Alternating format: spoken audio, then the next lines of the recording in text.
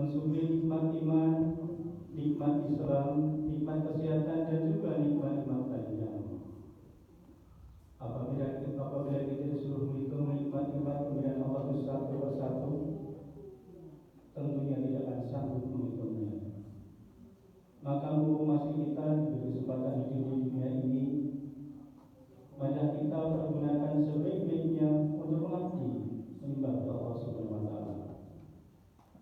Salawat serta salam semoga senantiasa terlimpah curahkan kepada junjungan Nabi kita Muhammad Sallallahu Alaihi Wasallam beserta keluarganya, sahabatnya, berikutnya sampai akhir zaman. Hadirinnya jamaah subuh yang sama-sama mengharapkan kasih sayang dan ridho dari Allah Subhanahu Wa Taala, yaitu bahwa kita di bulan Ramadan ini tentunya adalah kesempatan untuk memohon ampun kepada Allah Subhanahu Wa Taala supaya bersih dosa-dosa kita di sisi Allah Subhanahu Wa Taala, sehingga bersih suci seperti bayi.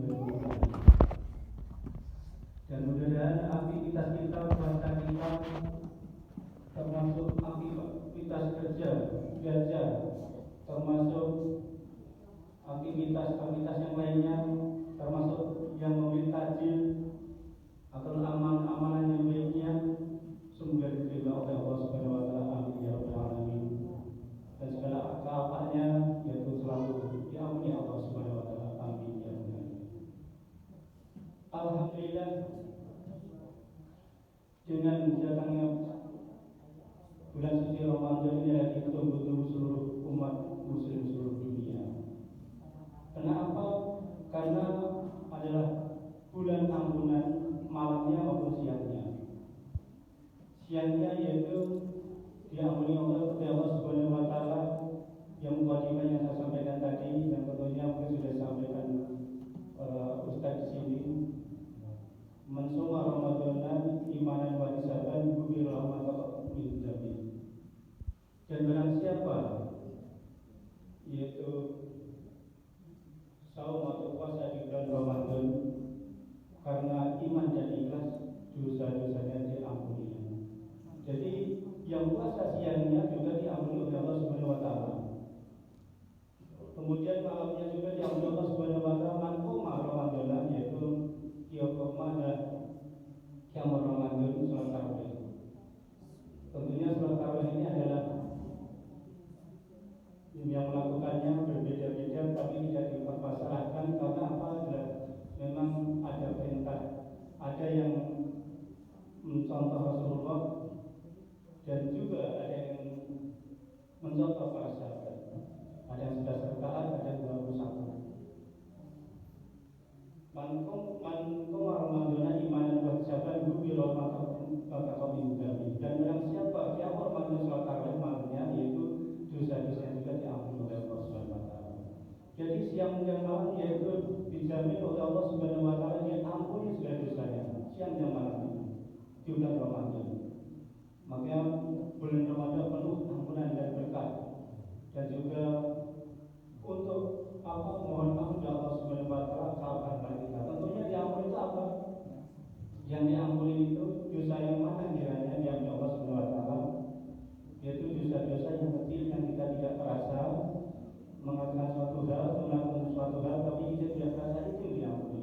Kemudian apa yang tidak diampuni oleh Allah Subhanahu Wa Taala? Itu dosa musyrik, menyekutukan Allah, dan juga termasuk disebut anak durhaka, yang memberikan kepada orang tua, bahkan ada yang berbulu dan sebagainya, dan juga termasuk berzina. Tapi orang lain itu apabila tobat, ya illadzina amanu tubu ila taubatan nasuha. Kalau orang lain itu orang beriman, langsung mereka itu patuh kepada Allah Subhanahu Wa Taala, tobat tidak melakukan hal itu lagi, insya Allah akan diampuni. Tobat itu tidak melakukan suatu hal, tidak mengulang kembali ke perbuatan keburukan itu, insya Allah akan yaitu diampuni oleh Allah Subhanahu Wa Taala. Hadirin rahimakumullah.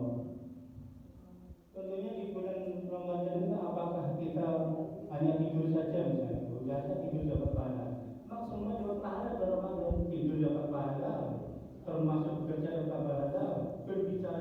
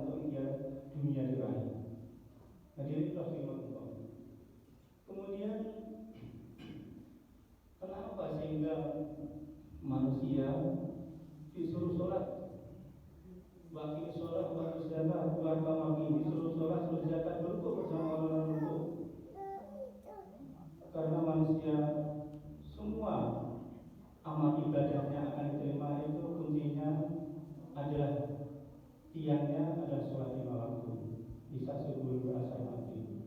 Kalau itu dilaksanakan semuanya amal akan diterima. Tentunya sholatnya dengan baik. Tahu ini hukum tata cara sholat, karena sholat ini memang kadang-kadang jarang dibahas. Yang penting sholat saja, kadang-kadang begitu. Hendaknya sholat itu dibahas dengan fikihnya supaya apa? Supaya benar. Karena di zaman Rasul itu ada yang sholat di sebelah Rasul, karena sholatnya masuk ketinggalan sholat asar. Pas sholat asar itu terakhir ikut berjamaah menjadi makmum. Setelah itu orang itu adalah masih bisa ikut rukuk, tetapi pas rukuk itu makmumnya yang berjamaah tadi yang masuk itu rukuk ikut satu rakaat kata sholat. Kalau sudah ikut satu rakaat, satu rukuk, satu rakaat kata sholat, walaupun nggak baca lainnya. Kemudian setelah sholat, sehingga Rasulullah menegurnya, sholat kamu tadi bukan 4 rakaat tapi 5 rakaat, ulangi lagi. Kenapa ya Rasulullah? Karena kamu tadi udah ikut rukuk tapi kamu menambah lagi. Jadi bagaimana kalau walaupun jamaah itu tidak terakhirnya tidak lama atau tidak lebih lama atau sudah takbiratul ihram ikut rukuk termasuk sudah 1 rakaat kata Rasulullah. Kemudian apa? Yaitu kemudian sholat itu bagaimana lagi yang membatalkan sholat? Yaitu termasuk membuang angin. Kemudian ada yang sholat di zaman Rasulullah itu di dalam masjid ada mengucapkan assalamualaikum. Assalamualaikum, yang sholat itu waalaikumsalam. Kemudian Rasulullah setelah selesai sholat mengasih tahu lagi, sholat kamu batal. Kenapa ya Rasulullah kamu mengucapkan waalaikumsalam? Ulangi lagi. Kemudian sholat itu apalagi yang batalkan? Yaitu misalnya karena ada imam itu membaca surat Al-A'la, biasanya yang ayat 19 terakhir, Ibrahim wa Musa di dalam sholat ya, itu mengucapkan makmum alaihi wasallam, itu juga batal. Karena apa? Boleh mengucapkan alaihi wasallam di luar sholat. Kemudian yang boleh mengucapkan makmum apa saja, yaitu termasuk pas dalam kalau kita baca dalam kitab gitu ya, dalam hadis, itu yang boleh baca itu hanya berdoa saja, amin saja. Wailul maghdubi alaihim waladdallin, itu makmum mengucapkan amin. Kemudian bagaimana kalau misalnya yang kunut itu kan di zaman Rasul ada. Waktu di Mekah saya di sholat di hutan itu kan setelah setiap sholat ada kultum, ada ceramah. Kemudian orang Indonesia bertanya pada Ustaz yang orang Mekah asli, karena ada di situ bahasanya kan bahasa Arab, kemudian ada pendampingnya yang menerjemahkan bahasa Indonesia. Ditanyakan, Ustaz, sholat kunut subuh itu boleh tidak? Ya tidak boleh, karena Rasulullah sudah menghentikannya, sehingga tidak boleh untuk sholat subuh kata yang begitu. Kemudian orang-orang banyak sekali orang-orang jamaah Indonesia kalau dia mengatakan, kenapa di Indonesia pada jamaah pada sholat kunut, padahal di sini nggak ada kunut. Kalau nggak suruh pada ribut di Indonesia. Kalau nanti saya pulang ke Indonesia nggak ada kunut, ada yang begitu sebagian orang yang di Mekah.